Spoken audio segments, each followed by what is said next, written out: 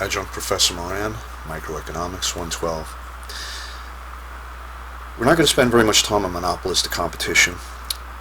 It's very similar to Monopoly, which we did quite a bit of work on in previous sessions. Neither monopolistic competition nor monopoly result in productive or allocative efficiency. Productive efficiency, where price equals average total cost min. Allocative efficiency, where price equals marginal cost. That condition is the same in monopoly and monopolistic competition, which we covered in our notes. The decision rule to profit max, loss min, and shut down is the same for each type of competition. Price greater than average total cost, profit max. Price between average total and average variable, very similar. So this is going to be our summative activity on monopolistic competition before we move on to oligopoly. Okay, so here we have a graph of a monopolistically competitive industry with the split between demand and price and marginal revenue, because the imperfect competitor sees the negative slope of the demand curve. In order to sell more units, he's got to lower his price. Demand is a negative relationship between price and quantity demanded, as opposed to the pure competitor who sees a perfectly elastic demand curve, although the industry's demand curve is negative.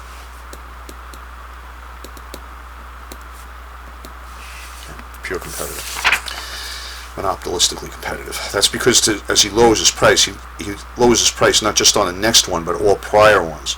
So you have to subtract the discount he's given on prior ones from the extra revenue he's earning by selling the next one, and that splits this demand and marginal revenue curve. So you find marginal revenue equals to marginal cost, go up from there to find price, and down to find quantity. Then compare that price to average total cost and average variable cost.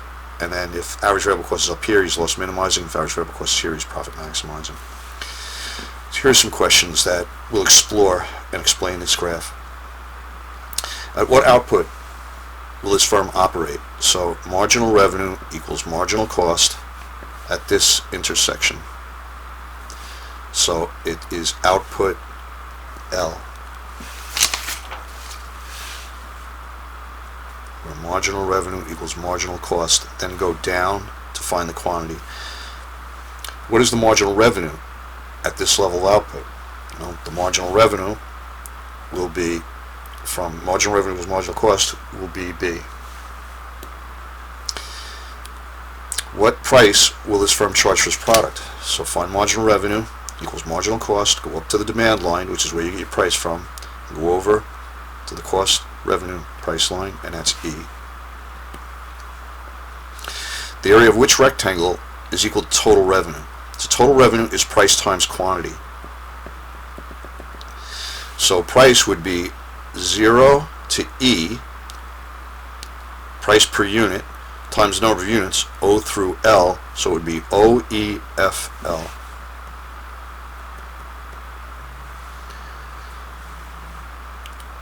Basically the area of a rectangle, right? Height times width, or bounded by those four.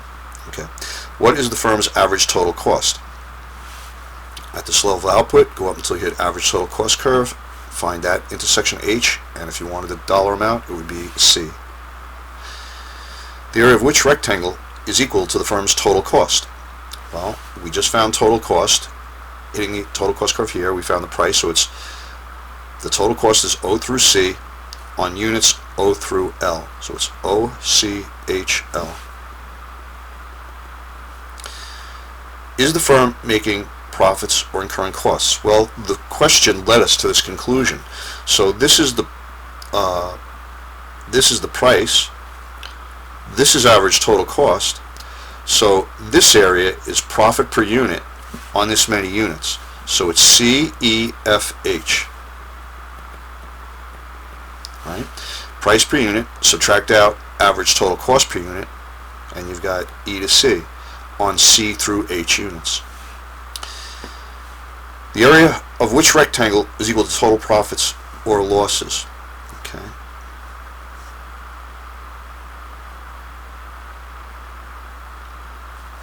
Well, it's making profits, and I just answered that question, CEFH. Okay. Would the demand curve for the monopolistic competitor be more or less elastic than the demand curve for a monopolist? it would be more elastic because a monopolist is only one seller. There are no substitutes. So the monopolistic competitor is more elastic because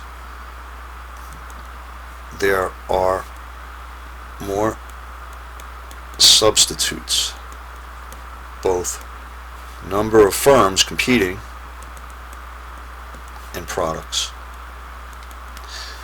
Okay, what is elasticity? Just to jog our memory, elasticity is how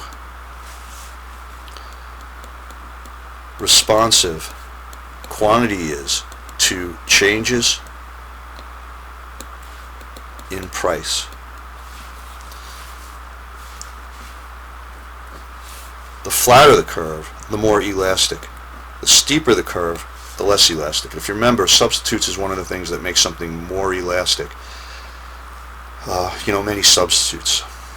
Coke, juice, water. Inelastic, gasoline, nothing substitutes for it. So the monopolist would have a more inelastic demand curve, and the monopolist competitor would have a more elastic demand curve. What kind of characteristics of a monopolist? What are the characteristics of a monopolistically competitive market? Okay, just a review of our notes. Many buyers and sellers all acting independently. No one's colluding or cheating and cooperating in setting prices. There are no barriers to entry. So if the industry is making an economic profit, more firms will be able to enter, shifting the supply curve to the right, lowering prices and wiping out the economic profit. If there's an economic loss, because there are no barriers to entry, firms will leave the industry, shifting the supply curve to the left, driving price up, and eliminating the economic loss. Another characteristic of a purely competitive industry is differentiated products.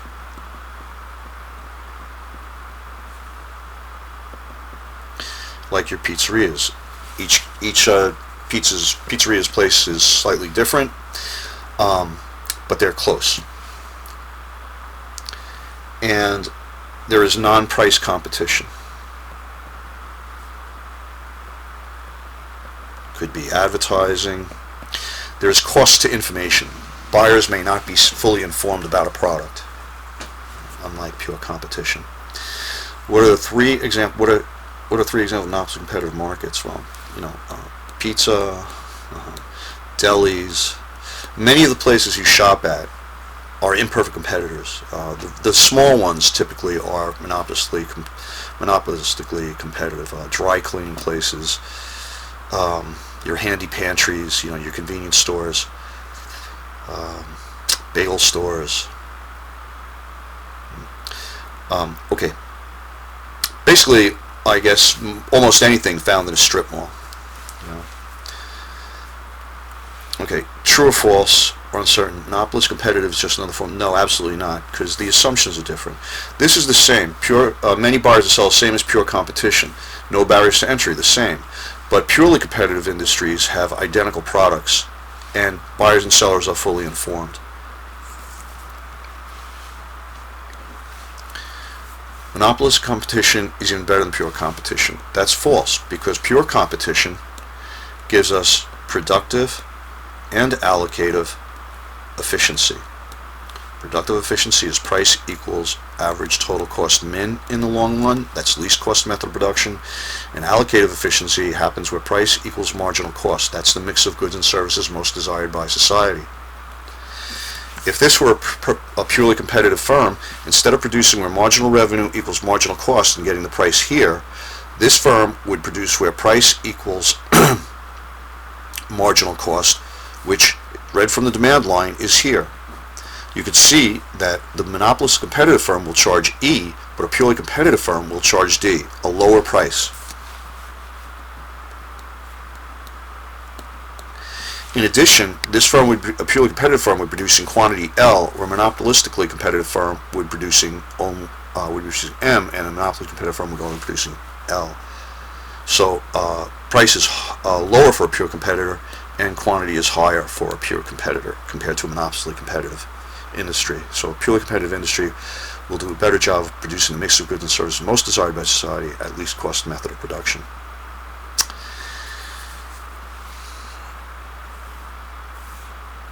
And that is also false. In the long run, monopolist competitive firms. No. In the long run, let's see.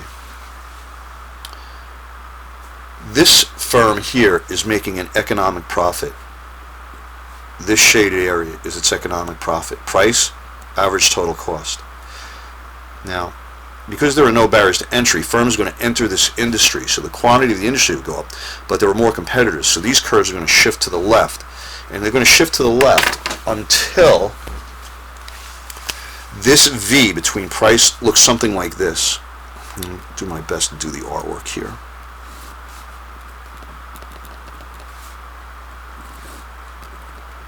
So this V is shifting to the left until the price is tangential to average total cost.